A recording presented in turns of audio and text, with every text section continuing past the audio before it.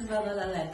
Оқу ағарту министрлігінің республикалық ғылыми-педагогикалық кітапханасы, балалар кітапханасы және де оқу оқушылар мектеп кітапханасы жобасы аясында 2024-2025 оқу жылына 9 желтоқсан мен 8 қаңтар арасында қысқы оқылым бойынша сендер өздеріңіздің сүйікті кітаптарыңызды алған боларсыңдар. Енді сол кітап бойынша сендермен кері байланысты жасайық. Кім қандай кітап алды, кім қандай кітап алды, оқыдыңдар ма балалар? Кітап сендерге қызықты болды ма? Сол бойынша маған өзің айтып бере қойыңдар. Ислам айта отырыңыз. Мен 4-ші сынып оқушысы Қуаныш Ислам. Менің алған кітабым Жүгіріп Гүлгі. Оның авторы Сара Гүлбой. Ол ішінде қалай бала капитан атанғанын, өз қайығын қалай аман қалғанын айтылған кітап. Оны мен балаларға оқуға кеңес беремін. Мен 3-е сыныбы 3 жұмыс есімі. Осы Марк Твеннің кітабын алдым. Бұл Том Сойердің басынан кешкендері деп аталады. Ол жерде Том Сойер дейтін тентек болған, қаншама тентектер жасап, тәтесіне жасырып жүр өтіріктерін. Өте жақсы тамаша. Кім тағы да? Мен тентек балақайдың күнделігін алдым.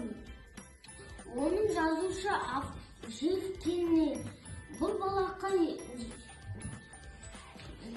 жаман мұндан жақсы болуға тырысады, бірақ ол көңілсіз жүреді. Мен балаларға оқуға кеңес беремін. Өте тамаша. Тағы кім осы балалар? Мен 4-ші сынып оқушысы Үмбетал Жұмақ. Мен Ежик Юнга кітабын алдым. Оның жазушысы Сара Горенс. Ол Ежик Юнганы басынан кешкен оқиғасын айту үшін. Ол дейтін Ежик Юнга дейтін, ол дейтін бірінші ергежейлі балалардың үйінде болған. Ол әкесі мен анасы жоқ болған. Сосын ол теңізге баруды армандап, Атлант теңізін жақсы көрген.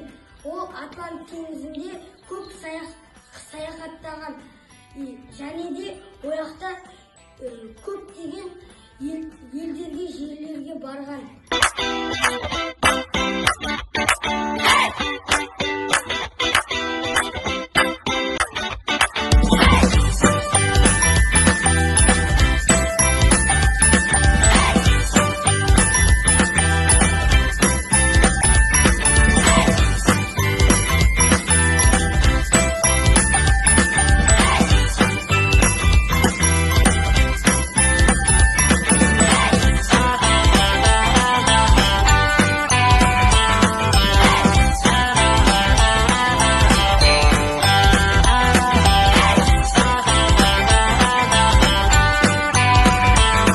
Балалар, рахмет, өте тамаша.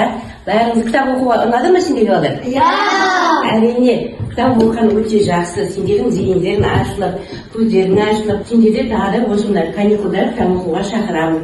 Алайда бос уақытында келіп кітап алуыңызға болады.